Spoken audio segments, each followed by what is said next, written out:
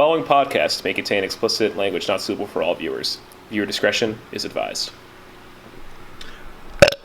So I flew out west for an event a couple weeks ago, and then I tuned into the podcast, and everything goes south. I'm very confused. Eric, you were here obviously last time. You want to talk about what happened? Well, basically, Tim just went off. He kind of snapped and, went off on you. But why? I don't understand why things have to be like this, because obviously the big thing I want people to understand here, for everybody who's listening, obviously, is that I told Tim about this trip that I was going to be going out west for an esports event to help run this big event happening in Oakland. And I watched him on the calendar over there in the studio, him write down a month in advance that I was going to be out west for Rumble weekend. So he knew this. So what's the big deal? Why all of a sudden vent these frustrations about why I'm not a man and that I'm going to go play video games out in California, a bunch of dweebs, in his words, not mine. When in actuality, I was out there proving my value to a bunch of people on a staff of an event called Genesis that had this long lineage of history that needed people to run the event, and they turned to me for help. And of course I'm going to go out there and help. I've been there the past 3 years, and that's seen as not coming in to want to do work, even though it was a legit excuse a month in advance. Yeah, I thought it was a little harsh. We all have our own lives going on. Mm-hmm. And yeah, Tim kind of just went off. I was a little crazy. Yeah, and I also heard there was a bunch of Twitter banner, but I've said before, I said this online myself, Twitter's Twitter, and quite frankly, I don't really care what you think that I post. I don't care what you post, really, because it's social media. People do it because they post what they post, and they have freedom of expression. This is a free country. Let's not get into politics, though. And then there's this whole idea behind it. He told me last that he wants to have a chat. And Tim, if you're listening, I know you are probably. If you want to chat, sure, we can do that. We can sit down, me and you, man to man, as you were probably saying as you watch this, and we'll have a conversation. You want to set the stakes? You want something out of this? What do you want? Is what I want to ask you. Do you want to come up to the real podcast host? Do you want to try and take me out of this? You're kind of excluding myself from some of the stuff you've been posting lately. But no more of that. Ladies and gentlemen, welcome back to the Shoot Style Sauna Wrestling Podcast. I am your host, the real Sauna host, Stel, the king of Shoot Style, and I am once again joined by our new interim producer, Eric. Howdy. How the hell are you? I'm doing pretty great. That's good. So we've had it's been a little bit, obviously, because we took a week off because, last weekend was a bit of more of a downer weekend aside from New Beginning, which we will talk about in just a moment here. But aside from, the confusion with the tension going on right now internally, we want to still deliver a pleasurable experience for all the listeners here and have a good time. So let's go into the one count. Let's go to some show results in the past couple of weeks. Obviously, we had a couple of shows. We had the Rumble, most notably, which if we wanted to talk about that, we can talk about that. But the big thing, the most immediate thing, we had the New Beginning in both Sapporo, which was about 2 weeks ago from today, and Osaka. I guess we'll start with Osaka because that was probably the bigger show of the two. So looking at the card, there was some pretty simple stuff that happened in the beginning. Is the New Beginning after all, to pull up the card. So we had, I think it was Taguchi Japan, I think, defeated Great Bash Heel, and it was a Nakanishi retirement tour because he is obviously sitting down to retire. I think at the time of recording, I think he's coming up on his last wrestling date. Yep. I think it's next week he's going to be hanging it up, which is pretty cool. Whole Monster Morning thing, kind of like that. But, I was not surprised by that. At Tenkozy, that's what it was. Tenkozy and friends beat Taguchi Japan. Second match, junior heavyweight tag, Roppongi 3K, Sho and Yo beat Suzuki-gun, unsurprisingly. I think it was their first big defense since they won at Wrestle Kingdom. Yep. So made sense for them to win. But I think the interesting thing that came out of that was you get the super coaches. Versus Roppongi 3K. Yeah, it's Rocky Romero and the coach. Is it Raisuke Taguchi? Yes. Yeah. So they'll be teaming up at some point, probably during sometime between the New Japan Cup, which I think we're waiting for the brackets on, or sometime in that season we'll get a match, and I'm really excited for that. The whole dynamic that I enjoyed from that segment was the basketball that he brought down. Yeah. I thought that was really funny. Next up, we had Kota Ibushi and the rest of Taguchi Japan, which is Tanahashi and Finjuice beating Bullet Club. This is interesting because this came not so long after GOD won the tag belts back at the USA show they did. Yep, in Atlanta, which was David Finley's hometown. Oh, so that's a curse. Yeah. So the hometown curse, that's unfortunate. I actually didn't know that. I thought it was weird that they put the belts on and only for them to lose it back. But going into this, if GOD hadn't won the belts back, I figured Bullet Club would have won. But since they put the belts back on, I'm like, oh, now the good guys are going to win. I actually thought different. I thought because Bullet Club just won, The GOT just won the tag team championships. I thought they were going to come in and win this match. There's like keep the momentum going. Yeah, just keep them strong. But like on the other team, it's Kota Ibushi and Hiroshi Tanahashi. I know. I was really torn on this one. Yeah, it was a tough pick. I was always thinking they were going to win because you got to keep Kota Ibushi strong after like the disappointment of Wrestle Kingdom, him going 0-2, yeah. which was unfortunate. But like the whole Tanahashi angle, like it's got me thinking like, is Kota Ibushi gonna turn on Tanahashi and join Bullet Club? No, I doubt that. But like that's a thought I had. Get out of here. Yeah, I think it's get out of town. That's not gonna happen. No, he's a lone wolf for a reason. But like it's just a thought. But I doubt it, considering his history of Bullet Club. I mean, like Kenny Omega at least, but that's past is past. We also had this is like more of like an impromptu match. It was Chaos, Ospreay, and Okada beating Suzuki-gun, Zack Sabre Jr. and Taichi. It was more so building to the Rev Pro match, which happened 2 days ago at time of recording between Ospreay and Zack, and it was more so another way for Okada and Taichi to wrap up because that was a feud that was happening post Tokyo Dome, and I'm like, this is all right. Like I've been like just a little feud, like it was there. In there. I said like I'm not really like I like Taichi's gimmick. I think it's cool and all, but I'm like he's just kind of there for me. Yeah, he's just he's give or take. The gimmick's cool. Other than that, he's just kind of a pass. It's kind of gets something Okada to do before the New Japan Cup too, because like he's in this position where he's lost the belt. And now he's just kind of floating, waiting for something to happen. I think the New Japan Cup will be that time for him to like maybe get a chance back. But we can talk about that when I'm talking about the show. He's going to win it 2 years in a row? I feel like Jay White might. I have a feeling like Switchblade might win. Or maybe like Sonata can make a deep run. Because like, they like pushing Sonata. Ospreay just won the Rev Pro title, so I don't think I think he's more focused on breaking into the division. It might be a little bit too soon for him to get the shot right away. After that, we had Jay White and Sonata have like a nice little match. It was pretty good character work-wise from Jay White and just good wrestling from both men. But I think it's a more predictable result. I thought Jay White, they have more stock in him, plus he has the match with Marty at Supercard of Honor. Mm-hmm. Got to keep him strong going into that, and he's probably primed for a big, deep run in the New Japan Cup. Next, which was I think, match of the week, honestly. And we'll talk about this more later. Hiromu Takahashi defeats Ryo Lee. Yes. Probably one of the more predictable matches, but still, they really went out there, and it was a very physical match. A lot of storytelling of like the whole injury angle, and it's like it was scary at times. But Takahashi pulled it out with a time bomb. Well, 2 time bombs because he kicked out of the first one. Really hard-hitting match. Enjoyed it a lot. Another good match following this one was Moxley defeating Minoru Suzuki. I want Suzuki to win. Really? I did want him to win. Yeah, this is my one predict I got wrong because I wanted to see Suzuki become the king of the United States, as he was saying, which that would have been awesome. But I get it because Moxley, United, he's a gaijin. You got to push him. He's gonna get that U.S. exposure when they have the New Japan America shows and they start having those more. So I get it, but but the thing that came out of that match was what happened after. Because then we had Zack come out, choke him out, and I think that's gonna be our next big feud. And I think so this is something that Zack said was that he's taken out each member of Suzuki-gun. Lance Archer was first. I was missing somebody before that, and then now he's taking out Suzuki. Now he's gonna fight him. So there might be some thinking here. And I think Jack Jobber said this on Cultaholic is that Suzuki developed a respect towards Moxley, and I think that might irk Zack a little bit. So maybe this could lead to the descent of Suzuki-gun and maybe become Sabre-gun. Because there's rumors that Suzuki might leave New Japan this year or retire. That's give or take, but that's just a thought somebody had. And then the main event, Naito defeated Kenta, which was set up at Wrestle Kingdom when the big moment was ruined by Kenta. And Naito never really got his moment. So this is his time to get vengeance. And then the big angle that came out of this was him inviting Takahashi down for the big match at the anniversary show, which I'm really excited for. Yes. And then they had a conference, I think it was on Tuesday, where Takahashi interrupted the conference and asked for the match to be for both belts. So we could have Takahashi 3 belts, which I don't think will happen, but it's just a thought. So as like an overall grade, I give the show like an A- for a grade. I thought it was a very strong show, had really good title matches, and it was just a really enjoyable show. Good ending. We got the feel-good ending we never got at Wrestle Kingdom. Got some great developments going forward, and we had there's a lot to look forward to right now. But that wasn't the biggest news out of the show. The biggest news came in the form of the Madison Square Garden show. Oh my God! In August, Wrestle Dynasty was announced. I think towards the end of the show, and that's a big deal because it's on the same day as Takeover Boston. Which that's a bold strategy, but it's Madison Square Garden. They've been there before for the G1 Supercard.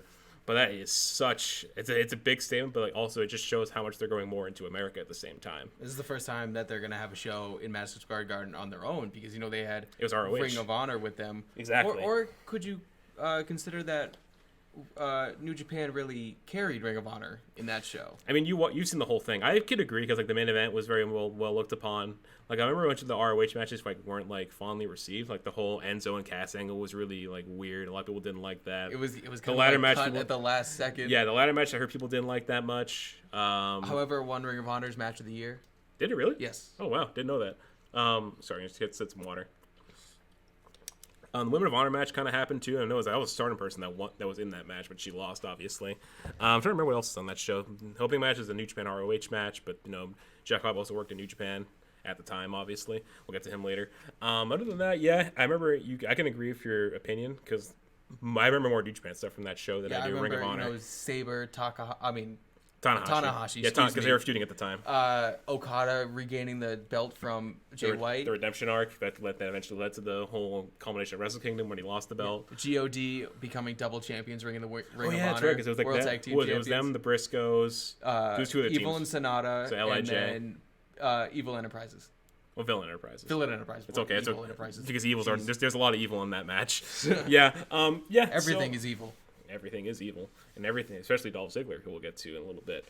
But yeah, so New Japan has a lot of plans. I think they're primed for a very good year ahead because they also tweaked their schedule this year because the G1 is not in the summer anymore because of the Olympics. Mm-hmm. So I guess like if we're thinking like long term ahead, like who do you think should win the G1 right now? This is very long term. Right now, I think we got to get a heel winning. I think maybe Jay White, Kenta. Yeah, Kenta might get another shot. I feel like they might like see how he does. Like I think he can go for an IC shot. Like I think how they should do the Naito thing is that he should drop one belt, not both. Because I feel like having both on the line is kind of a dead giveaway. He's going to retain right now. Do like that one TNA pay-per-view where they had Kurt Angle had 3 championship matches. Was that Unbreakable? I can't remember, but it was like mid 2000s. He had the X Division Championship, the Heavyweight Championship, and the Tag Team Championship. Yeah. First match was the X Division, then like Sting came out for the Tag Team match, and then it was the Heavyweight. He retained the World Heavyweight. Yeah, but he lost the other two. Yeah. Because the thing with Becky Lynch, she lost the SmackDown and stuff and kept the Raw Women's title in one night too. So they could do that with Naito. He loses the IC belt just like at some random show, like a Sakura Genesis maybe. He'll lose one and then hold on to it for a long time. Someone theorized he could hold it till Wrestle Kingdom next year, then lose to Ibushi maybe. I don't think so. I think he's gonna drop it before Wrestle Kingdom. Wrestle Dynasty maybe. Possibly just like another big Madison Square Garden show. Have that another big moment. It's gotta be like a big deal when he loses because this is something he's wanted for like a long time. He worked for it, and now he's gonna like pretty much like be a proud champion, defend it against pretty much all comers. Like he's like a stablemate now, and yeah. So we're talking G1. I think I agree with you in saying like a heel like Jay White or like someone else from Bullet Club or like somebody else we don't know about right now. Maybe like Ospreay might turn heel or something like that, which probably not right now because he just won the belt off Zach. But we'll see what happens there. When it comes to the New Japan Cup, which comes out a lot sooner, we don't have the brackets right now, but we did hint at it during the Osaka recap, is that we have Okada's going to be in there probably, Jay White, Sonata. I think Shingo will be there, but because he just won the Never title. Oh, yeah. Yeah, I could see him making a deep run. Oh, they're putting Shingo in everything. Yeah, he's pushing him. Yeah, which I think is the right call because he is incredibly capable. He hasn't been in there. Has he been there a year yet, or just over? Was like Wrestle Kingdom last year was like his first show? It was something like around that time. He hasn't been around for a while because he was mainly was it Noah he came from? Yeah. It was another. He came from another promotion. He got to the Best Super Junior final, lost to Ospreay, had a good showing in the G1, and then he's been doing like tag stuff since then. And then he won the 6-man titles at Day 2 of Wrestle Kingdom, and now he just won the belt off Goto at Sapporo. So now he's in the position where he's also a double champion. LJ has 2 double champions when you think about it, which is kind of cool. What they're going to do now is that I think they can have him maybe have another Best Super Juniors run. They want to keep him in that division, or really have him defend against all comers and never. So he could be like, he fight a heavyweight one week, fight a junior the next week, or maybe he could fight like Show one week. And I think he's fighting Tomohiro Ishii for the title, and like it's one of his next defense, which should be an awesome match. He's going to be in the G1 again. He'll probably have another really good showing. Maybe he'll come like close to getting to the final. He probably won't get to the final, but he'll probably make like a deep run to the final, maybe. But yeah, New Japan stuff aside, I think we can, if we want to, how do you feel? Do you want to talk about the Rumble at all, or should we pass that? Because it's been like 3 weeks from that show, to be fair. Yeah, I think we all know what's kind of we have a lot of stuff has been addressed since then. Let me find the headlines. Yep. So I think other news that's came up since then is that we've had 2 sightings in the WWE landscape. Mm-hmm. We've had, this one was rumored for a while, Killer Cross is like one of the big signings. I think it's like probably like one of the biggest ones they've gotten in a while. Honestly, I'm surprised that he did get signed to WWE. I was thinking he's gonna go to a like All Elite. That was like All a lot of Elite or even like not like a kind of a smaller company. Mm-hmm. Yeah, like maybe like he could have went to Impact. Well, he came from Impact. Impact. He came from it. That's me being stupid. I haven't watched. I've stopped watching Impact because I don't want to talk about that. Yeah, because Cross is in a situation. He was in a situation where he was like thinking about. He was considering his options. Like maybe even New Japan would have been cool if he really wanted to do that. I feel like he fit in pretty well there with like all like the stiff heavyweights. Well, he could have. Good idea. I just thought of maybe you do a tag team with Lance Archer. Yeah, Cross. Everybody dies. We don't know where he's going though either. He's been like he's been rumored to New Japan. I think he's gonna stay. I think he's gonna stay in New Japan. Yeah, because this past year he's just like blown up in New Japan. Yeah, he had a really good G1. He was U.S. champion for a brief period. Had a really good showing. Of course, he lost to Moxley, but Moxley never really lost the belt. To be fair, yeah. So it was a good like interim champion thing. But yeah, Archer's in a weird. I wouldn't be surprised if he went to All Elite, but I prefer him to stay in New Japan right now. Plus, like we'll get to Wednesday Night Wars in a little bit because like AEW has a very interesting dynamic right now with who they had debut this week, and we'll talk about that. Another big one that I'm excited for, Timothy Thatcher. This guy is someone who is very familiar on both the U.S. and European circuits. He's an American wrestler, even though he works a lot in Europe. They're obviously very known for being in Ring Kampf with Walter and everybody before they went over to WWE. He's a very accomplished tag team wrestler and a singles wrestler, and now he's signed over in WWE, but he has worked in Evolve. He is the longest reigning Evolve champion, to my knowledge. So I'm curious to see how they want to introduce him, because they have him be a singles guy, because he can do that on his own. Or I think what will probably happen is that he'll go to UK and be the next guy in Imperium. They could do you think they're going to kick someone out of Imperium? No, I think it might become 5 people. 5? Okay. Because they can't be Ring Kampf because Eichner is Italian. So yeah. You can't, because it's a German word. They can't do that. Excuse me. They were allies.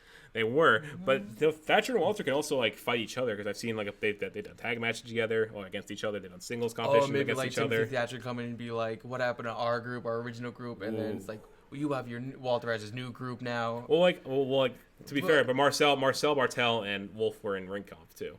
The only new guy there I think is Eichner, and he's Italian, so you can't, that's why it can't be Ring Kampf because it's a German word. Right.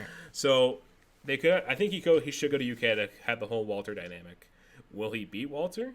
That's how they build it. If he comes in like later this year, I could see it because I think they're going to build Dragunov towards like the big win right now, considering what's been going on in UK. I don't know if you've been watching UK lately, but I think like the big angle they're going on in the mid card right now is that Gallus is not happy what happened at Blackpool because Torpedo Moscow hit Coffey's leg and then hit a bad knee the rest of the match. So Gallus are back to being heels. Well, at least Joe Coffey is, and he's going to feud Ilya Dragunov for a little bit. Have a match in UK, and I think Dragunov wins. Hasn't aired yet at time of recording. So that'll happen at one point, and what happens from there, we don't know because they haven't taped anything lately. So it's going to be interesting. Cross, I think, will probably go to NXT first. Yes. And then how they did, he could appear on Portland for all we know. He could be the crowd shot because like they have Scarlett Bordeaux there as well, his wife. Yeah. So what a lot of people would talk about is the Killer Smoke show, which that'd be cool. Definitely is going to go to NXT because they got to develop him even more. Because he definitely can't go to the main roster with Killer Cross if like they wouldn't let War Raiders be War Raiders. Yeah, but Killer Kelly is Killer Kelly in NXT UK, so they can keep the Killer word. It's just I think NXT is the way to go. Introduce him to the fans. He'll be on TV on Wednesdays. You can see what he's like. If you like him, you like him, and more people will be interested in him depending on what he does on the shows, on takeovers, whatever he wants to do. And the whole dynamic of introducing Scarlett Bordeaux into the picture, having her be like the valet to him, would be a way to get her on TV as well. We haven't really seen her since she signed in October. You haven't seen her? Yeah, no, not at all. Like in the ring, she's like appeared like at some random segment apparently. That's pretty much it. Speaking about movements around the whole landscape of British WWE, Jericho posted a picture of him and EC3 on Instagram talking about how he could be coming to AEW. Have you seen this? Yeah. Mm-hmm. So what did you think? If you have any thoughts, I think he's just a tease. He's just trolling us. It's kind of like what Randy did back when he was there. I forgot about this. He took that selfie in front of the All Elite sign. It was just a gold thing that said Elite on it. That's all. Yeah, it was in a hotel, I'm pretty sure. All the marks are freaking out. Randy's going to AEW. Yeah. No, Randy is staying in WWE until he retires. I mean, look at him right now. He's like one of the biggest heels in the whole company too. But that's how good Randy Orton is. That's people forget about. Too damn good. Yeah. What I think people overlook about Randy Orton is that the guy's character work when he is a bad guy is one of the most impressive I've ever seen. Like, the whole factor, like, when he beat up Edge and he said this week on Raw, it hurt me more than hurt Edge. And I'm like, Yikes. Plus, it's weird because him and Edge don't like each other in real life, right? I don't know. I've heard stories that they don't like each other. I haven't heard anything about it. I feel like they don't like each other in real life, which is weird. And sticking to the whole EC3 story, it's also opened up something that interesting that Triple H said this week, in that in the wake of Shayna Baszler showing up on Raw, Triple H said she is still an NXT superstar. If you look at WWE.com, she is still NXT. However, Triple H just said if she wants to move, we want something in return. Maybe they move EC3 back there. Oh. That's one idea. Are we doing trades back now? I think that's Triple H wants to do if she's going to move to Raw. So, what are your thoughts on that? I definitely thought Shayna was all Raw right now. Yeah, because like the whole angle they played up on was like, but that would mean Charlotte would be NXT. Because she has to declare. She hasn't officially declared, but no, she's probably going to anyway. Let's be real. She's going to declare for that title. And they were saying that on NXT this week that Rhea challenged Charlotte. Yes. Charlotte didn't challenge Rhea. She hasn't accepted. She hasn't declared yet.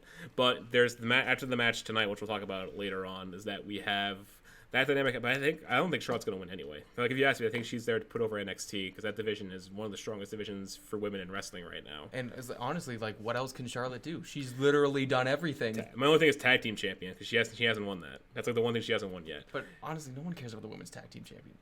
Yeah, it's fun. Well, it sucks for Asuka and Kairi because Kairi was hurt for a while. Honestly, after the Royal Rumble, have you seen the Kabuki Warriors? Asuka was on Raw this week in a great match with Becky. Because Kairi's been injured. That's the hard part of this. So it's like you have to book around that, which is why they did the whole singles feud for Asuka. That's my thing is why they did that. But I think that was the plan anyway.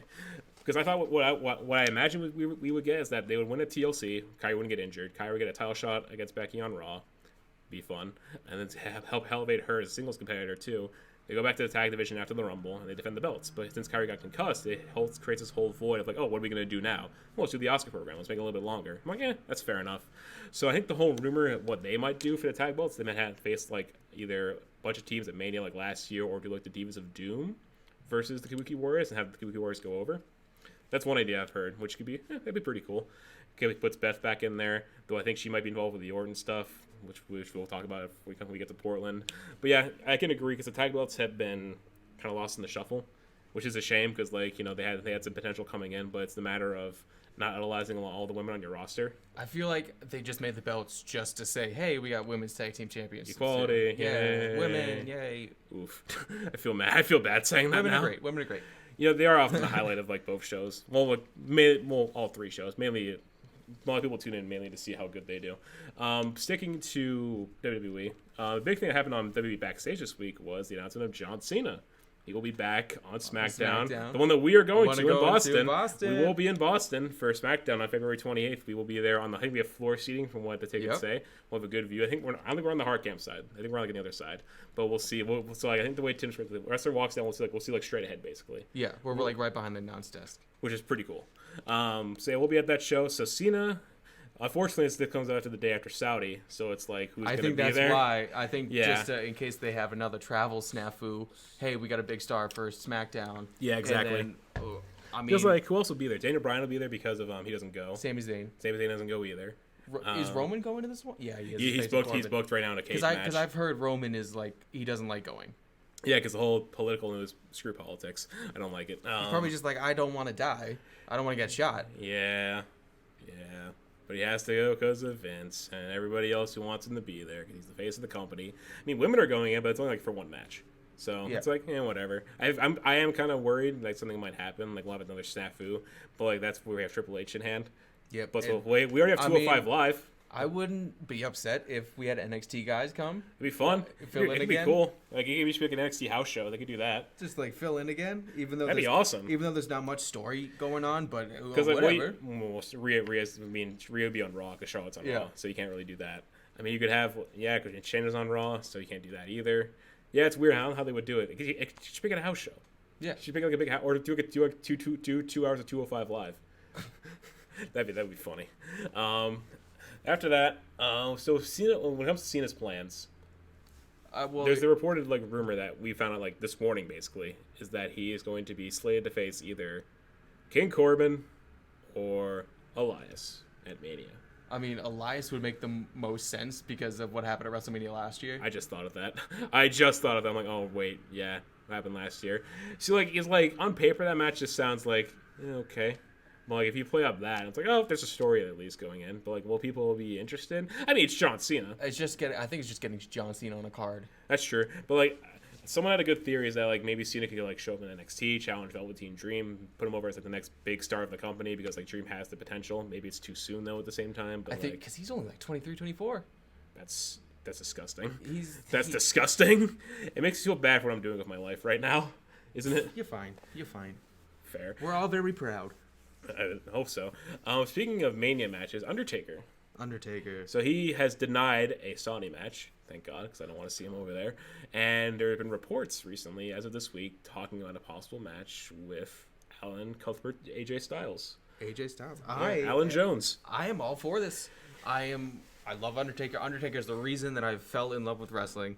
I can remember the first thing I saw of him was him and Kurt Angle on a SmackDown in 2006. And any chance I can see the Undertaker, hell yeah, I'm good for it. Yeah, it's just like in the modern day, he's aged so much where I always get worried that he might get hurt, which we saw. But I think with AJ, he can have a safe match. You know, AJ's not going to pick him up and throw him. AJ's not going to hit him with a jackhammer, drop on him on his head. Yeah. You know, they're going to play a safe match. You know, I think the most harmless, the most dangerous thing, maybe concussion Styles with the front of the forearm, or hurt his knee with like a calf crusher. But Styles Clash, if Taker wants to take one, I don't know if he wants to take that. No, he's way too tall to take. He's like almost 7 foot, isn't he? Yeah, 6'10". That's scary. Corbin's like the same height as him too, so yeah, I can't see that. Like a forearm, yeah, just play it safe. I'd imagine they'd have Taker go over, maybe. I think so in this situation.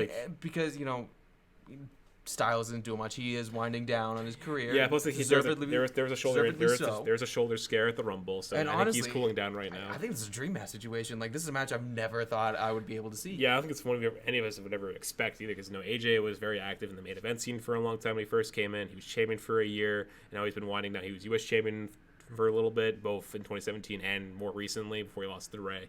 So he's been going back and forth for main event at mid-card. Now when he comes back for Saudi and beyond, we don't know what's going on, because I thought he would do something with Edge because what happened at the Rumble, but Edge is very much embroiled with Orton right now. So it leaves AJ in a situation like, oh, what's he gonna do? There you go. If they want to pull a trigger on that, sure, go ahead. Moving on from the main roster WWE, we're going to talk about the Wednesday Night Wars. So not a lot of big things aside from the debut, well, if you want to call it that, on Dynamite. We've also had the return of Velveteen Dream, as we talked about. He came back as the whole mysterious vignettes for, I think it was 2/5/20. Some people thought it would be Killer Cross because of the whole circle thing, but they were in the shape of the glasses, so it made sense. He made a good return, and now there's this whole dynamic of him trying to take Roderick Strong's family away from him. How do you feel about that? It's a great story. It's very Rick Rude. It is Rick Rude. Yeah, it pretty much is. Just he's being cheered for this, which is funny, but it also shows how charismatic that guy is. Because there's this whole thing people talk about, how charisma plays goes a long way, and I think people like Dream show that because they have the power to just say what they want and still get cheered. And Dream did that with talking about Roddy's family, which if that was anybody else, they would get booed. Well, I also think it's because What's her name? Marina Shafir. His wife is also a heel. Yeah, and we haven't seen her in a while, but because Shayna's not on NXT. Yeah. So we haven't seen her for a while. So hey, put her back on the screen. Yeah. Because we don't know what was going to happen to them when Shayna went over to Raw. Maybe we'll see them on Raw. Maybe we'll just see them be their own thing now. Because I think the plan could be is that they could have Shayna move over to Raw and help Marina and Jessamine come into their own, develop more. This could be something for Marina to maybe break into TV on her own, maybe. Have her be more than, MMA, horsewomen, MMA. Have her have this whole angle of Dream. But with this whole angle, I'm curious to see how they do. Because I think it's obvious. I think Dream is going to win. Oh yeah, I think it's his big return match. He should win, whether it plays up beyond Wednesday or it goes to Takeover. I think at the end of the day, Dream should win just to show that he's back, he's good, and we have plans for him. Whereas for Roddy, he's in a situation where he's lost the North American title. He's very much in a struggle right now of Dream. So it also paints up the dynamic of the era losing all the gold very slowly as a slow burn thing. So it could cause dissent. Tim suggested that it could be Cole versus Roddy at Tampa. I think that's where I heard from. But I think it's too soon. No, it's too soon. Because I think you got to build that for a big SummerSlam maybe if they want to really play it out, or just do it on NXT TV. No, I don't think they're going to do that. I kind of predict. If I make a prediction right now, I think if Undisputed Era is going to have no gold after Tampa, and then they're going to make their main roster debut, I'm thinking I don't want it to be on SmackDown. I want it to be on Raw and them go with Paul Heyman, but I do think it's SmackDown. Because I think Heyman loves factions, but like they already have the Monday Night Messiah faction. So but like I think SmackDown, and you kind of need just a little more star power on SmackDown. You think so? I feel like really, they don't have that many. They lost Brock because Brock went over to Raw. Yeah, and if you just look at the Raw roster, it's stacked. Because plus they're building new stars too. Yeah, because you have Seth Rollins. That's what Paul Heyman loves to do. Even in his documentary on the WWE Network, he says, "I love building new stars," which he's trying to do. Wrestlers. Like Buddy Murphy's getting there. Black is like slowly getting there because he's in a weird position right now. Humberto Carrillo, which I don't like Humberto Carrillo. Angel Garza is showing up on Raw now, and apparently that might be like a permanent thing, at least for now. I think that's just till Andrade gets Well, apparently he posted a picture on his Instagram where it's like, oh, he has like his yellow marker says adios, and then his red marker saying hola. So hey. He also lost Leo Rush on NXT this week to go for the title. So it's like, hey, maybe he'll go over to Raw for a little bit or for like a couple months. We don't know.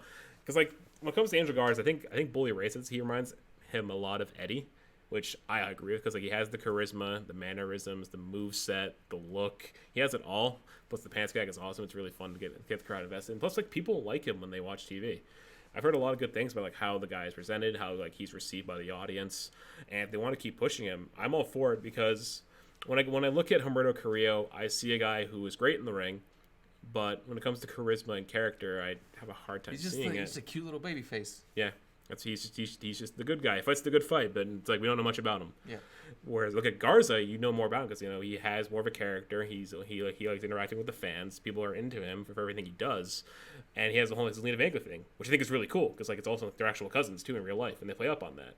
And there's this theory going around that Andrade wants to start his own like wing of Los Ingobernables de WWE, and you have like 4 guys on Raw who could fit that in himself. You can have Garza, you want to have Humberto a line of him like long term wise, like a Los Ingobernables de Faction, like in Ring or of like Honor? De Raw or like something like that. De Raw. You can't say De Raw or just De America or something like that because you can't say LIJ because Japan, obviously. So they'll figure out something. We're also not saying that we booked it first in Steam Dream Universe, but we did book it first with El Sindicato. But yeah, there's this whole dynamic going around about that. Going back to NXT, another highlight of this week mainly was the Broserweight vignettes. I love those so much. Those were amazing. So for those who haven't seen NXT, if you haven't, please go watch it. So there's three videos that aired throughout the episode. We had the first one where it's Matt Riddle and Pete Dunne. Like, oh, how are we going to get to the whole story Portland? of these vignettes is Matt Riddle and Pete Dunne trying to get to Portland without getting a flight. So they're just like, oh, how do we get to Portland? Oh, road trip. And Pete's like, oh, great. And I think that the whole thing is that they were driving on the wrong side of the road, apparently. No, I think what happened was Matt Riddle got tired, and he's just like, hey, Pete, do you mind driving? And Pete's like, yeah. And then, Pete's from England, so he drives on the wrong side of the road. That's what it was. And almost a head-on collision, and then, the police come, and then the car gets taken away because Matt Riddle also doesn't have a license. I forgot about that. And Matt's like, but does that happen in London? He's like, I'm not from London. That's not where I'm from. That's funny. And the next one is that it's like they're talking. Looks like they're just talking. Oh, how do we get to Portland now? It's like, oh, don't be such a silly goose, Pete. And then camera pans out. Or some people said it was a swan, whatever you want to call it. A bird. Untitled Goose Game is great. Yeah, they pan out to that and they're talking about it more. That's pretty much all that segment was, from what I remember. Because then the biggest one, at least in my opinion, that I thought was the best one, was when they get to an airport, they're on the tarmac, and it's like, oh, we got to put the trophy in here. Oh no, and it's in the Pete's boot. Like, that we can get in that car. I mean that plane, and then Matt. I'm losing it. I'm losing it. Don't worry about it. So Matt, it's like, okay, we gotta put it in the boot, Pete. And he's like, why are you singing like that? He's like, the way he's saying like that. He's like, don't say it like that.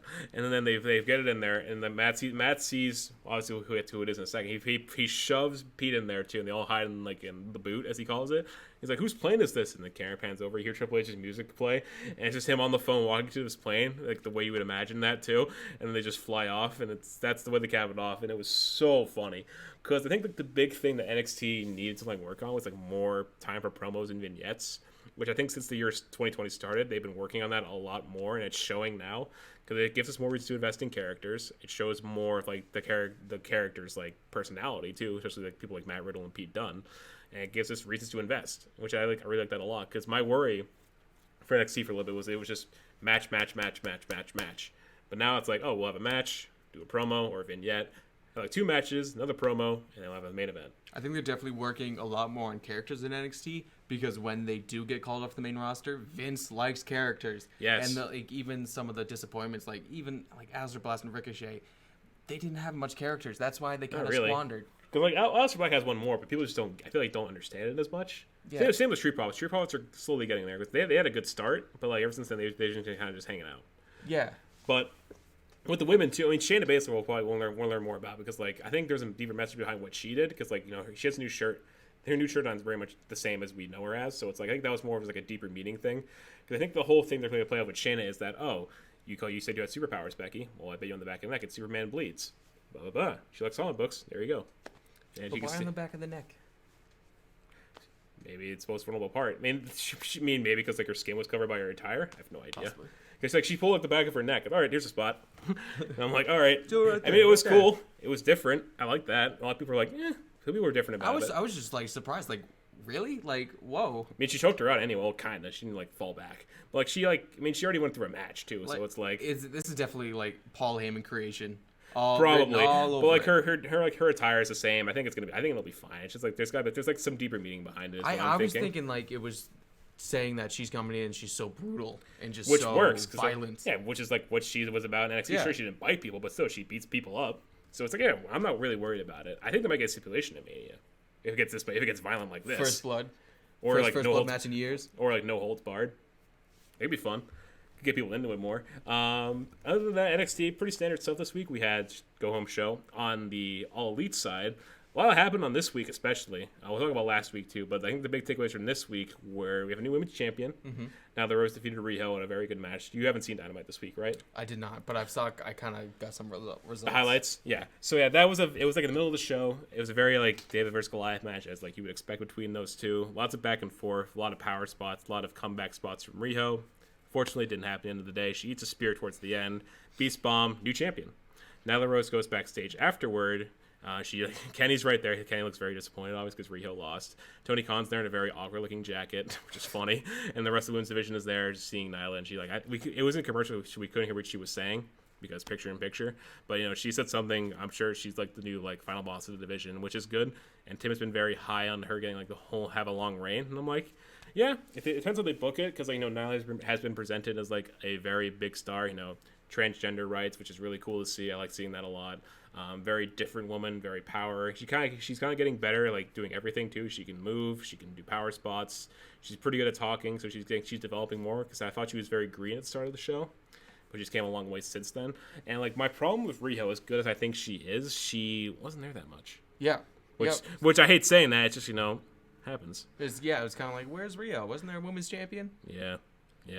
But there's a women's champion? I have a question. Why do you think that they booked this for Dynamite this week instead of Revolution? We're so close to Revolution. Why not kind of make a story out of it and have him and I think it's the Kenny Omega versus Pac thing, because I think this whole thing started was like from Pac saying, "Give me my rubber match or bad things will happen," and then it got to Riho and he's like, well, we gotta do something, otherwise she's gonna get hurt. And she didn't get hurt anyway. So Kenny gave him the rubber match, was that Iron Man match we're getting in 2 weeks. Yeah, 2 weeks.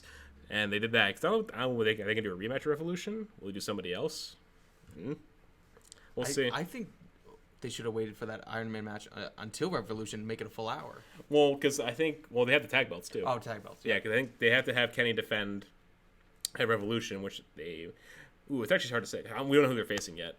But I think it might be the Bucks. I mean, they do still have a couple weeks. They have like 2 weeks. They have this week, which is the Tag Team Battle Royal, which the winning team goes to Revolution to face the champions, which is probably going to be Kenny and Hangman, probably.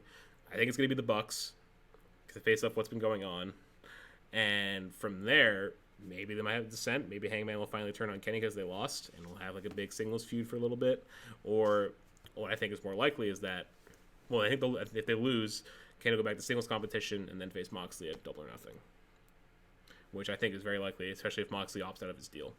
Because for those who don't know, Moxley's deal has an opt after Double or Nothing, and he really likes working in New Japan. So if he wants to go full-time New Japan, come May, he has that option. So we'll see. What are your thoughts? I don't know. There's a lot. There's a lot. That is a lot to digest. I'm sorry. It's fine. Let me see. So I think At first, I think Kenny and Hangman shouldn't have gotten the tag team titles. Yeah, I was kind of weird about it, but like the story they've been telling has been very good though. Like how Hangman's been trying to like cope with his losses recently and trying to like get back into things, and the whole beer dynamic is really getting over with the fans. So he has that connection now. Yeah, like I like the kind of story they're telling that Hangman wants out of the Elite, but then he's still just paired up with the Elite every time. Yeah, which is weird because if they describe it as a sabbatical from the Elite, it's what commentary says. And there's that thing on BT, I think in November, when he said he was going to drop out of the group, but he's still like involved with their segments. And the Bucks have been really like showing a lot of tension towards him lately, which is why I think they're going to win in the Battle Royal and face them at Revolution. Almost at Full Gear for some reason. Yeah, it's still kind of early days with like what's going to happen with like the whole Revolution picture. But with Kenny, he has a lot of things. Kenny's speaking with a lot of people when you think about it. He has a lot going on right now, which is why I think he's probably going to be at the singles competition very soon, or if like the next couple of months to set up the match with Moxley at Double or Nothing. If Moxley does win, which I think he's going to. I do think, yeah. Yeah. Particularly with Dynamite and Moxley on top of him, a little bit of a segue. We had Moxley took on Santana in the Eye for an Eye match, which was for a nice little match for what it was. You know, the stipulation definitely had to play it in some way. And at the end of that, we had a whole beatdown, and we had the introduction to Jeff Cobb and All Elite. And this also announced earlier in the show by Jericho on the mic. He's, I hired a bounty hunter. He's going to fight Moxley next week if he makes it past tonight. It's Jeff Cobb. Got a decent crowd pop, too, because the crowd pop knew who he was. At least some did, because they were in Austin, Texas. Mm-hmm. Jeff Cobb's from Hawaii, so that's not hometown pop. He's from Hawaii. Close. It's a little far out there. But yeah, he got a good reaction, which is good. I'm just curious of how... It's weird that they announced it before, and then he showed up anyway. I think what they should have done is had him show up at Revolution. Which is big, because like, he could have helped Jericho win, right? Yeah. But I think... Because with Hager... having that match with Dustin Rhodes, you know, he'll be busy. Yes, and then Sam's gonna face Darby. Yeah, and we don't know what LAX are doing yet. If they win the tag battle royal, they'll be in that, but they might just be hanging out that night. We don't know yet. Maybe it's gonna happen on the battle royal where they might have a match set up anyway if it's not a title. So yeah, with that whole angle, I'm excited for the match next week. It should be good because Jeff Cobb has been proven to be pretty good in New Japan. They also fought in the G1 last year. Yeah, Moxley did win that. I've seen Jeff Cobb versus Ospreay, which is good at the G1 Supercard. I love that. That's all I've really seen from him, but I've heard really good things. He was in Lucha Underground.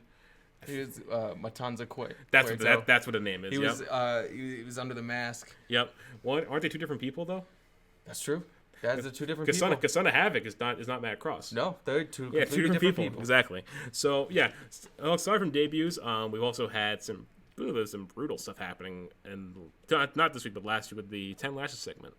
10 Lashes segment was, it was a lot. So I thought it really got you because it was a very emotional segment too, because the whole Elite support were there to help Cody, and MJF was yelling and telling him to stay down, and then at the very end, the big thing I took out of the way is that Brandi Rhodes is normal again. Yeah, which I'm glad. Yeah, no, I'm because if that was still, we would have had a no holds barred segment saying me going about Brandi Rhodes and Nightmare Collective. If this wasn't put to rest, but thank God it was, because she came out in her normal clothes and she gave Cody support and he made it through the end. And and then Cody got the low blow and his back just looked red. It was red. Yeah. It was bleeding. It was ugly. Yeah, you got hit in the back 10 times with a leather strap. One from Wardlow, which looked like the worst one. That one looked like the worst one. Do they have a cage match this coming week? That's it. It's Wardlow's debut this week. Yeah. So Wardlow in his big singles debut. I've never seen Wardlow wrestle. I don't know what he's like, but he definitely seems like a powerhouse. He is also Mr. Mayhem, not James Drake, because he's also called Mr. Mayhem, if you didn't know that, which is funny. I think Cody's going to win that somehow, some way. Maybe like an escape rule. That's what I think might happen. And we'll get the match at Revolution, and I don't think Cody's winning. Really? I think MJF's going to win, because I think if you're going to establish this big new heel in MJF, I think you need to have him beat the biggest babyface in the company to give him the most heat you can give him, and he can use that to leverage himself more going forward. Do you think they would do a screwy finish in this match, and that would lead to their final meeting at Double or Nothing?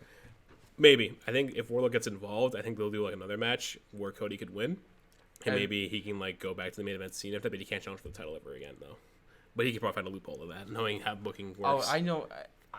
After I heard that and then he lost, it's kind of he's gonna fight for the title somehow, long term. I feel years from now, he might find people a loophole. Just forget. Yeah, it is wrestling. People forget a lot of things, and sometimes WWE does it all the time. Except for me, I remember everything. Nerds, mucks. Yeah. Aside from that, that's pretty much all I can remember from the Wednesday Night Wars, the big takeaways from the show. So I think we're done with the one count for now. We're going to go into a segment we haven't seen in a while, and this is, I don't know what you were thinking giving us the segment for how we would book. We're going to do how we would have booked. Now, this week, we're in the spirit of Valentine's Day, or Valentine's Day weekend, we should say, because it's the 16th at the time of recording. We're going to talk about a very controversial and recent angle in our wrestling television history. The Lana, Bobby Lashley, and Rusev angle that we saw in the fall. I can't believe I actually wrote something for this. So, Eric, you want to go first? How I would book it? Yeah. I wouldn't. Someone was going to say it, so I had to do Someone's it. going to say, I Someone would had not. this. Yeah, if Sam was here, he would have said the same thing. I'm pretty sure Schmidt would have said the same thing, too, if he was here, because they like taking the easy way out of things.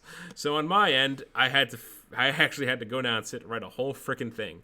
So the way I'm going to do this is that we're going to book it from September 30th, which is when Rusev first came back to television for this angle.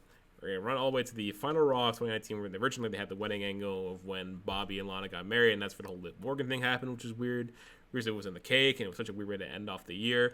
So we're gonna do things a little differently. So what I'm gonna keep to start this angle is that Rusev will still come back on the September 30th episode of Raw.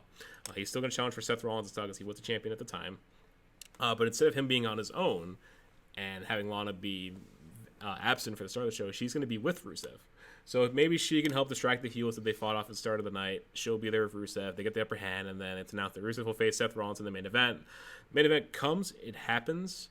But instead of Rusev just losing, or like the Bobby Lashley thing happening that cost him anyway, we see we talked about this earlier. You remember how at the Rumble last year they had the Rusev Shinsuke match, and then Lana got on the apron, and then Rusev hit her? Yeah, they did that at WrestleMania. They've done it a bunch of times. They did that at WrestleMania against John Cena, too. Oh, yeah, that's right. When he lost the title then, too. Mm-hmm. So they could do something like that. Maybe like an outside bump to spice things up. Maybe they run around the ring, and he accidentally shoulder bumps her. Yeah, like a Big Show AJ. Yeah, that's what I thought. That's very similar. Like, not a macho kick. That'd be terrifying. See, like a shoulder bump there. Lana goes down. So Rusev loses focus. He ends up losing the match. So there's this whole thing that happens that, he hit his wife very recklessly. Not a good look. And so there's tension starting to happen between the two. It creates a void. Or at the same time as this, Crown Jewel's being booked for. So to give that angle to the side right now, we're going to have Lana be off TV for a couple weeks. So the draft happens. They're all drafted to Raw. Rusev, Lashley, and Lana, they're all drafted. Rusev and Lana are a package deal, so they both go to Raw. In October, so at the start of October, they write Lana off TV by saying they write her off because she's taking the bump. It makes Rusev a little bit less self-confident himself. He doesn't think he's a good person for it. But to distract himself, he goes for the Crown Jewel match, which happened in real life. That match still happens, but however, Lashley is not in this match. We put in like some other SmackDown heel, like who else could have been in that match? Drew was on that team because he was still a bad guy at the time. Baron Corbin was in that match. Buddy Murphy, he was a bad guy at this time. Have him fill the void. I think unless he was already in that match, but whoever, it's a little thing. So that match still goes on. October is a lot more laid back in terms of the booking. After Crown Jewel, which I think is like Halloween, so that next Monday, Rusev comes out on Raw. He wants to offer an apology to his wife. Gets in the ring, talks about he's looked into therapy and all that stuff. Makes it sound funny in some way because it's Rusev. And then on the Tron, you see Lana walking backstage towards the ring to accept the apology, but then in passing, she bumps into Bobby Lashley. She says sorry, but then Lashley takes interest in her, and then they walk off away from the ring. Just a look back, just like checking her out. And then they lock eyes, and then something happens. They walk away. So Rusev is left very confused at this point. She's like, what? He leaves, goes to the back, like fade to black because we'll do it later in the show. Later in the show, not the closing shot, like it's third hour. Rusev goes to the parking lot and he sees a car pull away. So then, pretty much everything that happened in November, like the whole massage thing we saw Lana and Lashley do, and maybe the kiss at some point, which probably stayed that. I think the massage thing, the hotel date, that all happens still, and Rusev tries to fight for his wife's honor because there's the tension. Lana doesn't think he's a safe husband. He's not a good husband. She hurt him, that sort of thing. So we still get that. All the crazy stuff happens, just not like as weird as it got. Like the whole pregnancy thing was bad. The kissing was weird. So let's get rid of that. And then they have the match at TLC. They have the tables match, but instead, Rusev wins. And they have like an angle where he apologizes to Lana for real this time, and he wins her back. And the last Raw of the year is instead like a renewing their vows. Lana threatens divorce and all that stuff. They renew their vows. That's something that here's in a happy, good note. Probably start Raw instead of being the last shot. Maybe having Monday Night Messiah be formed at the end of the show instead. Yeah, that's how I would have done it better. Have it be more focus on Rusev trying to win her back instead of like immediately having her cheat on him and right away. And we get sympathy for Rusev. Sympathy for Rusev. More sympathy. Yeah, because like the stuff, because I would keep the stuff that happened, like I would keep some stuff in there, like the stuff that happened behind the scenes, like the whole massage thing, the dates, keep that still, but I don't have it go so over the top, be more subtle. And Rusev eventually wins her back by beating Lashley at TLC instead of losing, which was dumb, making the feud too long. They renew their vows, and that's how the last draw of the year starts instead, because I feel we should have a big angle and the show instead. Yeah, that's how I would have booked it. I think gives Rusev more heat and more hype going into 2020. Yeah, that's how I would have booked it, and I think that's a way better and more enjoyable way to look at it. Okay. What do you think? One little critique I would have put in there is maybe not have Bobby Lashley and Lana like go in it so quickly.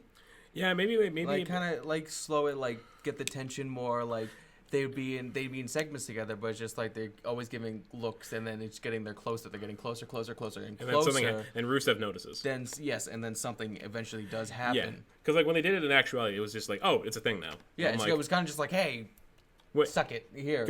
Go out there. It's like, oh, go get him, Tiger. Like, all right, Heyman. Okay, yeah. Heyman. Yeah, but yeah, it was a very controversial angle, and I didn't enjoy it. It was like the one bad thing on Raw in the later months. It was just so cringy. Yeah, and that's like, the best word. And not the good way either, because like there are good cringe things we can laugh at these days. No, but this was just like it was just hard to watch. Like it was the low kind of like Baron Corbin giving a promo, just like get it off the TV. Yeah, especially these days, he gets go away heat now. Yeah, it's not fun. It makes me. I hate thinking about SmackDown because it makes me sad now. But enough negativity. Let's go back to the A show in WWE. Let's go back to NXT, as we will now go over to our pay-per-view predictions for NXT Takeover Portland. Which another thing we should say, we have a pay-per-view review of Portland coming to this channel very, very soon. It'll be recorded after the show tonight. It'll be up during the week. It's up to when we get it edited and everything for you to see. So yeah, let's go over the card. We're gonna go through, I think the order that I think it's gonna go in. So it's going to go from top to bottom. So the first match on the card is that we have the NXT Tag Team title match between the Undisputed Era. In this form, it is Kyle O'Reilly and Bobby Fish against the Bruiserweights, Pete Dunne and Matt Riddle. I'll go first. I think it's probably the easier ones to call. I'm going for the Bruiserweights. I think there's just such a push right now behind them, and there's a lot going for them right now. I think they need the win. Plus, I think it's a factor of what they can do with the belts, not in the ring, but out of the ring, too. Mm-hmm. Excuse me. And they've gained much more momentum since winning the Cup, just in the form of those promos we were talking about earlier. And when the Cup started, I was like scratching my head like, that's a weird pairing together. But then they proved us all wrong of proving the immense chemistry they had together. I think they worked together before on the Indies before they went to WWE. Maybe like in Progress or something. So I know that I think they both worked there for a while. So I think that this also plays in the story of the Undisputed Era losing all the gold slowly.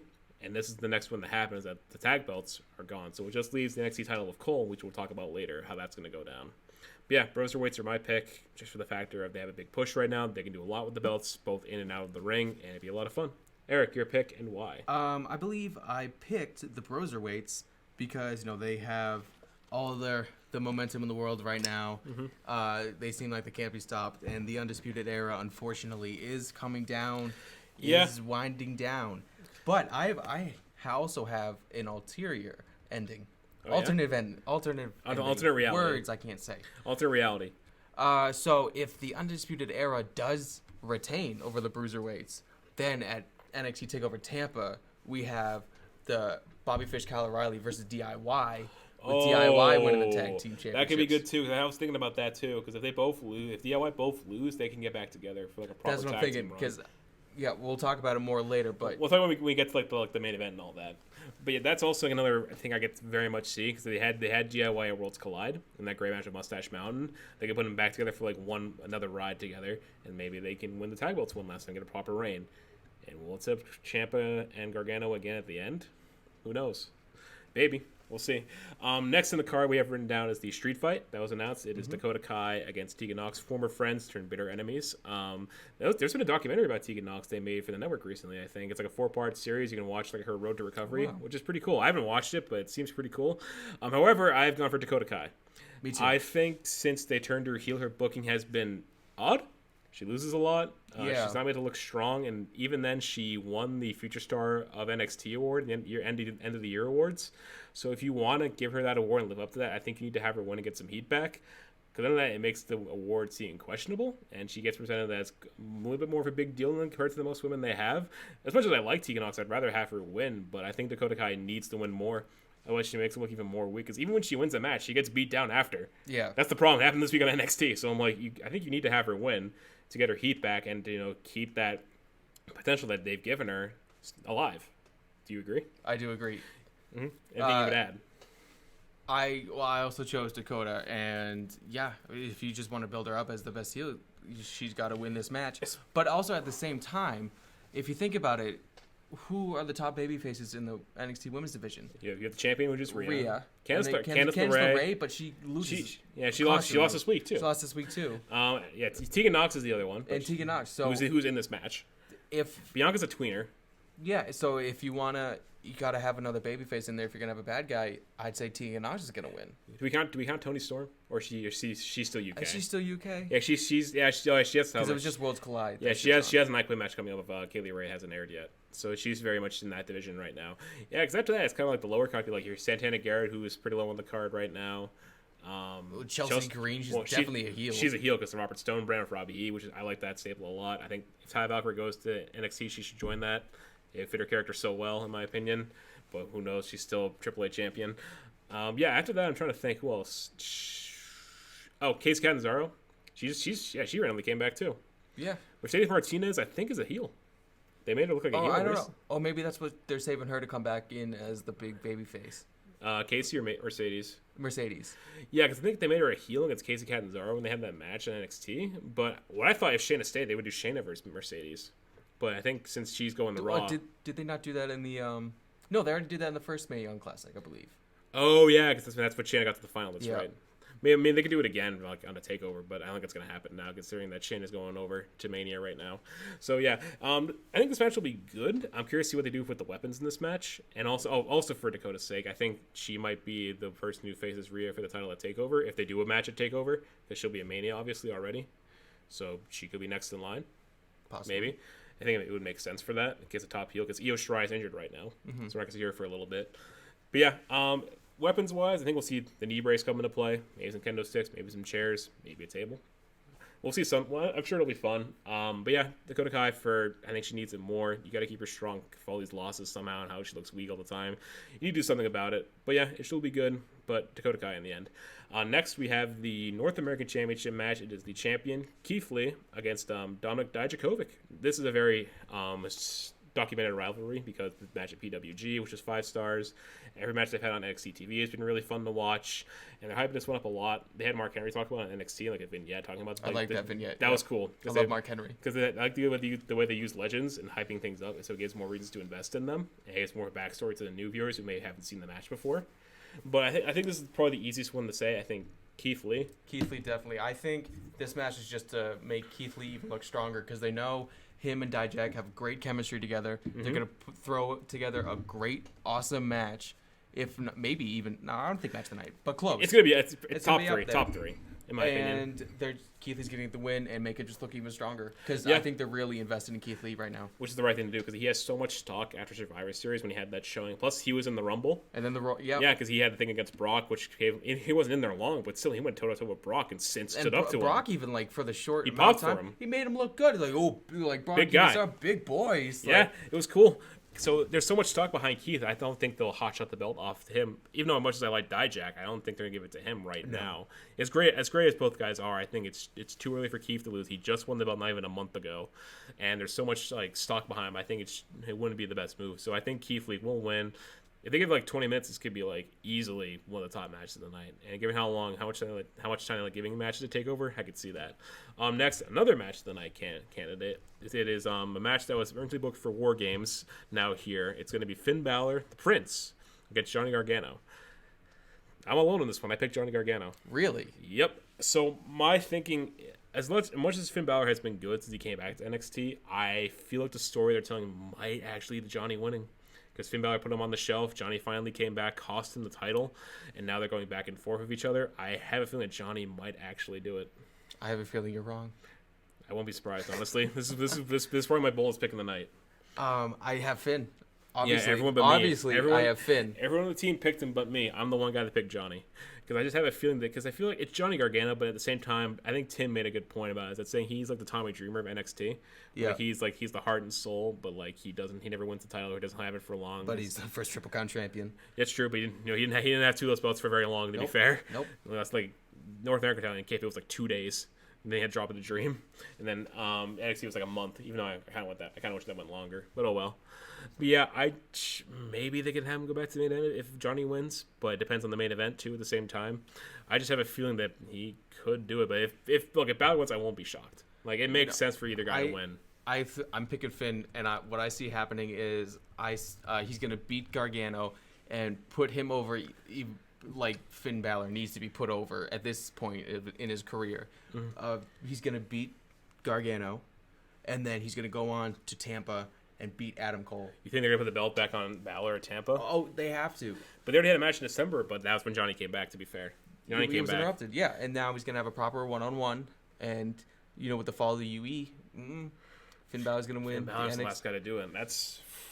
It makes sense. Balor is a huge name in the company, so I could see why they would want to do it for like public exposure and plus put NXT on the map. But they already are in the map in some way because people like Adam Cole as champion a lot. But I could see from a business perspective why they put him on Balor just because of his history and everything. We'll see. I personally think they should have it be somebody else that beats Cole, but I want it to be Dream in the end. But I think he's doing a lot of different stuff right now. We'll see. I think Finn Balor is gonna win at Takeover Tampa, and then when they go to Boston, it's gonna be a triple threat. Finn, Velveteen Dream, someone else, and then Velveteen pins whoever that other person is. It could be Cole in a rematch if he's Possibly. if he's still there. I'm also thinking like what they could do after Tampa. We're playing it way in the head. This is like 3 months from now. These are mega predictions. Mm-hmm. If Finn does beat Cole, then the next NXT they would have. So UE has no titles, and they're all like, maybe. What the hell? No, they're gonna have a loser leaves NXT match. It was an 8-man tag. UE versus DIY, not in the Bros. Finn's a bad guy. DIY and the Broserweights maybe. There we go. That's an 8-man tag, and then UE loses, and then we see them on either show. But then also it's like, does it make it look weak going to the main roster? Well, I know a stable who could fill that void in Imperium. That stable who could fill that. You could have the UK title on NXT. They've done it before. Pete Dunne, even before Walter was champion. So if they want to if you want to have like a stable that has power, Imperium makes sense to fill that void. And you want to put Thatcher in there in the States, feel free to do that right away. So there are plans upon plans, but Triple H probably has something. There's like Triple H said, there's always a plan B. So he has something up his sleeve, but we'll see what happens in the coming months. Will probably be the co-main event, because given how they like positioning the titles on the show, is the NXT Women's Championship match. I expect to be the Women's Championship after the weird name change for a little bit. We have the champion Rhea Ripley taking on the challenger Bianca Belair. Given her recent push after the Rumble, I could see why people have been picking Belair, because she had a really good showing. She was the MVP of the match, and she's been trying to force herself into the Mania situation, but I don't see it. I think they've just been building Bianca up just for this match. Which is good, though. Which is good, because I think she's a really talented star, and for being in NXT for like only a couple of years, she's really coming to her own. She's very impressive. But I can't see it. Rhea Ripley beat Shayna Baszler, and that was such a big deal. Yeah. That was a huge moment. No, Rhea's beating Bianca, then going on to Mania or Takeover, whatever they're going to do with Charlotte. I think it should be Mania, because it's Mania, it's the Rumble. You gotta have to keep that tradition. So yeah, I think Rhea's going to beat Bianca Belair, and then we're going to have more. They've been building it on Raw too. So if you have Rhea lose, it kind of makes all that stuff go to waste. Because like if Rhea loses, how does she get into the match? Because like Shayna didn't get a rematch because she lost at Battle Royal. Mm-hmm. So she didn't win the Rumble either. So it's like, well, how's Rhea gonna get it in there then? So yeah, you have to keep the belt on Rhea to build this match more for Mania, and then have Rhea go over in Mania to help establish her as a big star and present NXT Women's Division as the best women's division, because I think that's true. It's a very strong division, so putting a showcase on them was the right move, and having Charlotte put them over, why not? So yeah, I think we both agree there. Plus, another thing I think might happen is that this might be Bianca's swan song from NXT. No. Montez Ford is on Raw. So what? That's true. It could be, because she's very talented. I think she'd be fine on Raw, but we'll see. Because she'll win the belt later this year or like next year, because she still has like a lot. She just has her whole career ahead of her. I would not be surprised, but they already moved Shayna there. Well, it looks like it. We don't know if Triple H is really confusing us. I do think they're gonna have Bianca be one of the bigger stars in the women's division in NXT. She's going to win the title at some point. And then move her up.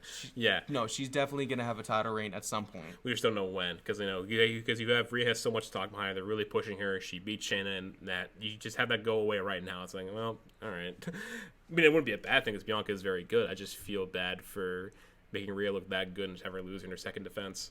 And then the main event, which they already said it's the main event. It's the NXT Championship match between the champion, Adam Cole. Baby. There you go. And Tommaso Ciampa, who wants his life back. And I'm sorry. Daddy's home. I'm sorry. It's terrible, but Cole's winning. Which it's going to be... I am sitting here in my Tommaso Ciampa shirt predicting Adam Cole's winning. It's going to be like a top 10 sass anime moments. I feel dirty saying that. Yeah, this is... Yeah. It's so sad. But it's such a sad thing. Because, like, the promo he did on Wednesday was amazing, talking about how he wants his life back. They showed the video of him giving the belt back. He sat in the same room as when he gave it back. It's like, oh. And, I love Tommaso Ciampa's title run so much. Do you agree it's the best one of all the NXT champions? Honestly, yes. Besides maybe Adam Cole's run right now. He's been very good, because like, he's done a lot with that belt. It's the best run. It's how he got it. And then how he got it like in a screwy finish. Yeah, because it was Johnny's fault. And then he turned that into a legitimate champion. Yeah, because then he beat everybody basically. He never lost it. That's how good. He never lost it. No. And then bad case. If he wins, it's going to be such a good one. But it's just plus. Oh, he also held the title at one point. He held the title up leading up to the match. He put his blood on it. It's like he's cursed himself. And he did that thing where he's got the pen in his head and signed it with his blood. That was cool. That's awesome. One of the most badass things I've ever seen in my life. That was awesome. But like, it's gonna be such a sad ending. Do you think it'll be a screwy finish or clean finish? Because like the era, Roddy's not. Well, Roddy's kind of mentally busy right now. I mean, if they're gonna maybe even debut Killer Cross this soon, someone's gotta be in the crowd, so it could be him, or it could be like Timothy Thatcher for all we know. Yeah, but I mean, I'd be ecstatic if Ciampa won, even though I predicted wrong. But I see Adam Cole coming. Yeah. They could have it be a screwy finish and do it again at Tampa with Ciampa winning, and then Ciampa goes back to being a bad guy right after because he's got his life back, that'd be awesome. I don't know how you do that, but yeah, it's just man, it's gonna be sad when he loses. It's gonna be sad. Oh man, we're hitting a low point. It's gonna be a big, like, really hard shot, like last shot to the back of his neck, and where it all happened. Oh, it's gonna be cringy. It's gonna be scary, and it's. And then we'll have the signal come up in the bottom corner, and then we're gonna fade to Black with Ciampa just being sad in the ring. Yeah. What if he might get jumped at by Killer Cross for all we know? Make a bad situation even worse. Make us feel even more for the babyface. We'll see. But those are our predictions for NXT Takeover Portland. I almost said Tampa because we're talking about it. So the show will happen hours from now, and also catch a review of the show coming within the week. We'll record it after the show tonight. We'll talk about it. But yeah, those are our predictions. Now we will go to Style with Purpose. This is our sponsor break for the show. The Shoot Style Stance is sponsored by Style with Purpose. It is an apparel movement created by a PSU alumni, Melker Bloomberg, who has done a lot of work for this. Pretty much, there's no like promo code with this. It's just one of our big sponsors. There's a lot of apparel. It's simple stuff. It's a white or black T-shirts, has a phrase on them. One of the ones I'm seeing says "Cool to be yourself" or "It's cool to be kind," which it is. You want to be a good person these days. Cool. And we live in a time where people are supporting each other, and people support people. Men support men. Women support women. At Tessa Blanchard, and all these other things. So yeah, it's a very good cause. I'd recommend checking it out. If you want to check out the store stuff, go to stylewpurpose.com. You check out the stuff they have there. We have no promo code from what I know, but maybe we'll work that out for a future episode. But again, if you want to check it out, stylewpurpose.com. Look at your apparel and find out which t-shirt you would like. Going from there, we're going to go into our next segment, which I believe is a sauna seat this time around, where we are going to talk about some recent comments made by, a bona fide legend, The Undertaker. The greatest of all time, The Undertaker. Mean Mark Callis, just like people like to call him. The Undertaker recently sat down on both Stone Cold's Broken Skull sessions and another interview, which I don't know what it was from, but it had the NWA TV champion Ricky Starks, and I think he's been his fiance. Aaron's, I forget what his last name is, but he was at the table too. And Taker Mr. Bailey. Yeah, Mr. Bailey is what we'll call him. Not Jib Bailey. I was a teacher in my high school. That's funny. Not Alex J. Bailey from CEO. Yeah, I found Michael Nakazawa. Nakazawa. Yeah, they were talking at a table, and Taker's talking about modern wrestling. He's talking about how people these days, everyone acts the same. They all want to just do flips. He's like, oh, I got to do a flip off the back of this. Got to do a bunch of back flips. And, yeah, people want to talk about that. And the big thing that he said at the end was that these guys, they just want to do all these things but not learn about the finer intricacies of what we do. And they don't want to tell stories anymore. And it's going to sound horrible, but, I kind of agree. And what do you think of that, too? No, I agree with it. If, when I think back, some of my favorite matches are, well, inconsequently, involve the Undertaker. Undertaker, Triple H, end of an era, Hell in a Cell. That was a great match. Oh my god, that's all story. No one talks about that Mania. That was a really good Mania, in my opinion. Well, it was overshadowed by The Rock and Cena. I like the first meeting. Not gonna lie. Yeah. But, and then Shawn Taker 1 and 2. The two had more of a story than 1. To be fair. Definitely, but I mean, yeah. Yes. But both matches were instant classics. Because those are some of my favorite matches at the same time. Shawn Taker 1's match was better. Shawn Taker's 2's story was better. Absolutely agree. Because the action they had in the first one was amazing. Plus there's that spot with the camera guy on the outside who almost Snuka. Yeah, that's right. He almost broke his neck, and I'm like, oh no, okay, he's okay. But there's so many memorable moments. Both the leaping tombstone to win, and in the second one he does the throat split to Taker, and Taker finishes him. It's pretty Old Yeller at that point, which is weird because just 2 years before that, Michaels put down Flair. Yeah, it's kind of ironic, but that's how it be sometimes. But yeah, some other storytelling matches. Walter versus Tyler Bate told an amazing story last year. Cody versus Dustin at Double or Nothing had that great story. It wasn't the flippiest match in the world, but they told a great story with blood, the visuals they had, and then the post-match promo afterward, which really got to the crowd. And there was some other good storytelling. Okada had some really good storytelling with Naito in the past. Mm-hmm. The whole saga from Wrestle Kingdom. Okada Omega had the same deal. Could Kenny do it? And he finally did. It was a great moment. In the stage, trying to think of other big story over spot moments. Trying to think of some other ones. Back in the day too. Would you say in the 90s? Brett Shawn. Yeah, Brett. Oh yeah, definitely. I would say the Iron Man match more than anything. Yeah, a lot of people talk about that. Austin and Brett, Mania 13. Yes, that's a big because the visuals. Big double turn. Yeah, right there. The big visuals they gave you, Austin and the sharpshooter. Because it's the story they tell, the whole build to it. Greatest story on WWE has ever told. Undertaker versus Kane. Yeah, Road to Destruction. Because Mania 20, they had a match. It's one of the longest. Mania 15. Oh, Mania 14. Excuse me. 14. That was in Boston. Boston. My Boston dad went to that. Was their best. Honestly, their best match.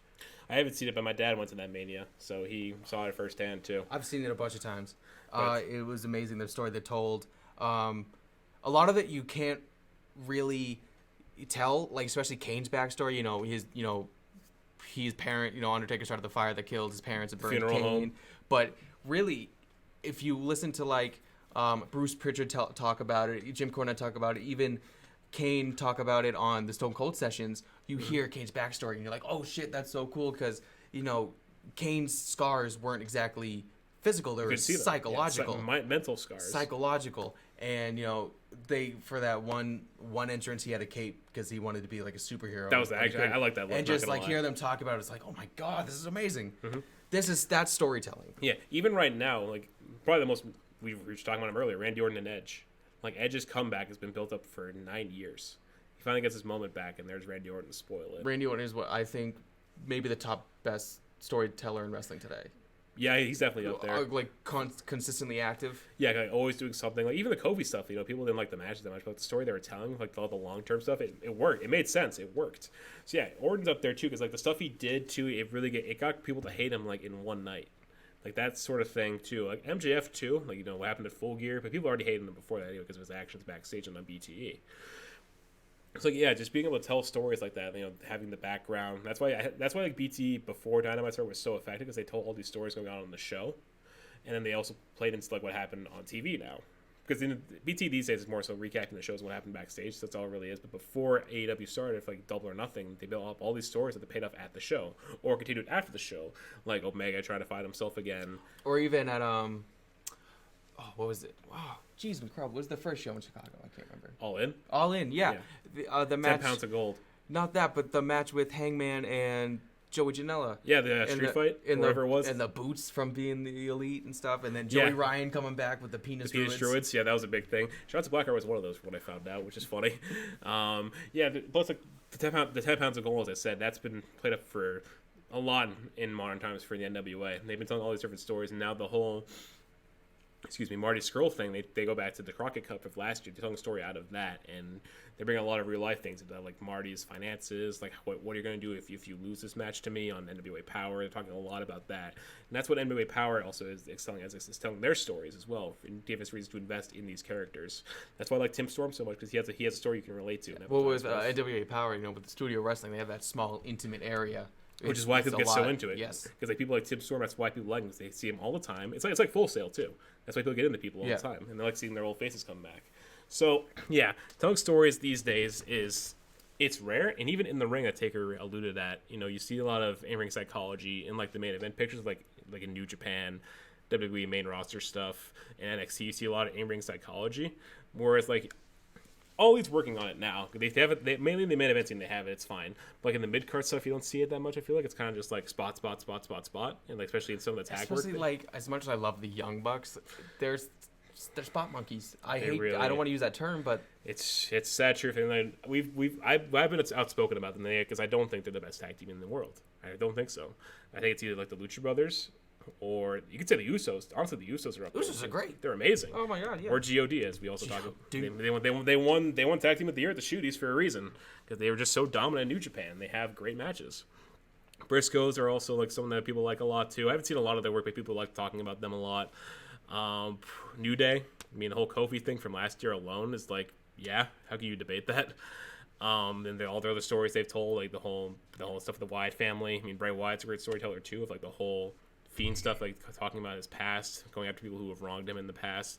Becky Lynch too does the same thing. I mean, before the Fiend did that too, because she tells stories all the time, and she's a package wrestler too. Like she tells stories in a way that gets people invested in her matches, which is why I think she is so charismatic. Is that she gets people to care, and she sells matches like, and a lot of other women don't. Which is, I think, why the last Women's Standing match is so well remembered. Does that mean Becky is good, or just all the other women are bad?